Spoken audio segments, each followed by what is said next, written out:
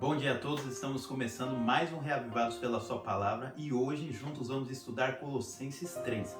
Então pegue sua Bíblia e vamos recapitular aqui o ano bíblico de hoje. Aqui Paulo está trazendo para nós, uma mensagem dividida em 4 principais tópicos. O primeiro deles sendo a união com Cristo, o resultado da união com Cristo, as virtudes que nós devemos cultivar e os deveres da família de Cristo. Então, do verso aqui 1 até o 4, Paulo vem trazendo a importância da união com Cristo glorificado. E ele fala no verso 1 assim, portanto, se fordes ressuscitados juntamente com Cristo, buscai as coisas lá do alto, onde Cristo vive assentado à direita de Deus. E lá no verso 4 fala assim, quando Cristo, que é a nossa vida, se manifestar, então vós também sereis manifestados com ele em sua glória. Então o que ele vem trazendo para nós aqui? Que aqueles que seguem a Cristo e que aceitaram a Cristo devem ter o quê? A mente nas coisas lá do alto. Porque que mesmo que se morramos aqui, quando Deus se manifestar, Jesus vier nos buscar, nós estaremos junto com ele. Através disso, ele vem falando qual que é o resultado de uma pessoa que se entrega e tem os pensamentos de Cristo. Aí ele fala isso no verso 5 até o 11, que é os resultados da união e os vícios que devem ser abandonados na nossa vida. Então o que ele fala que deve ser abandonado da vida de um cristão? E aí ele vai destrinchando várias coisas aqui, como morrer para a nossa natureza terrena, renegar a prostituição, impureza, paixão lasciva, desejo maligno, avareza, idolatria, ira, indignação, maldade, maledicência, linguagem obscena no nosso falar e não mentir para os outros. Então, qual que deve ser as coisas que um cristão deve abandonar da sua vida? Aí ele falou, nossa mente deve ser focada lá no alto, né? Então, o que da terra aqui que a gente deve abandonar? Todas essas coisas que ele vem trazendo para nós aqui, né?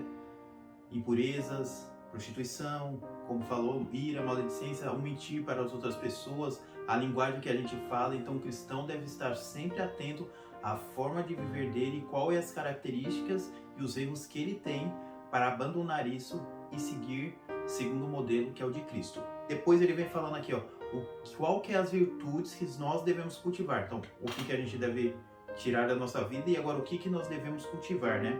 E aqui ele vem falando pra gente uma coisa muito importante, revesti-vos, pois, como eleitos de Deus, santos e amados, de ternos afetos de misericórdia, de bondade, humildade, mansidão e longanimidade. Então o que a gente deve cultivar aqui, essas coisas que eu acabei de ler.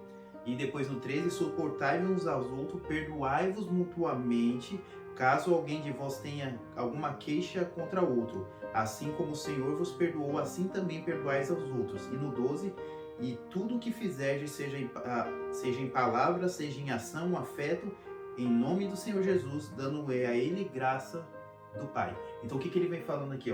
As características que devem ser vistas na vida de um cristão. Mansidão, longanimidade, principalmente o perdão.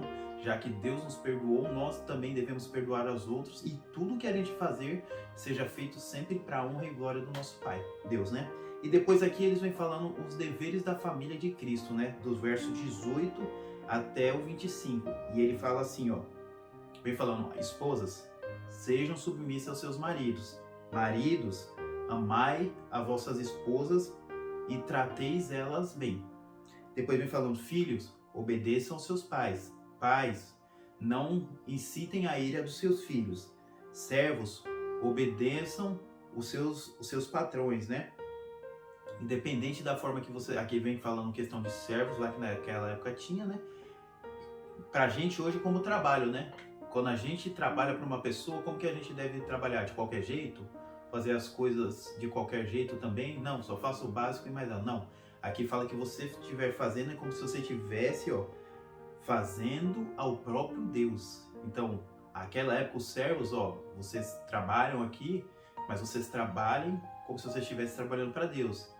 Quando você está numa empresa, você trabalha não de qualquer jeito, como se estivesse fazendo para o próprio Deus. Que o cristão deve ser diferente, né? E aí ele fala aqui no fim, no 23, 24, 25, para a gente terminar. Tudo o que fizerdes, fazei-o de todo o coração, como para o Senhor e não para os homens, é o que eu acabei de falar. Cientes que não recebereis do Senhor, cientes de que recebereis do Senhor a recompensa da herança. E aqui vem a chave para a gente terminar: a Cristo Senhor é que estáis servindo. Pois aquele que faz injustiça receberá em troco a injustiça feita, e nisso não há acepção de pessoas. Então, qual deve ser a forma do cristão que a gente viu aqui nesse capítulo inteiro? Abandonar as coisas da terra, cultivar as características do céu, as características que tinham em Cristo, e na forma de viver com o seu semelhante, com os outros, tratar a todos como se estivesse tratando ao próprio Deus, ao próprio Cristo. Porque o cristão não vive com a mente da terra, mas sim com uma mente apontada para o céu. Que você possa cultivar isso em sua vida, hoje e sempre. Vamos orar? Querido Pai que está nos altos céus, muito obrigado por mais um dia de vida, que nenhuma nos aconteça, que o Senhor possa estar abençoando todos que receberam essa mensagem, que cada dia mais nós possamos estar renegando as coisas desse mundo e mudando aquilo que precisamos mudar para ter o caráter de Cristo, Pai. Abençoe a cada um, é o que eu lhe peço e agradeço no nome do seu Filho amado Jesus. Amém. Bom dia a todos e até o próximo Reavivados pela Sua Palavra.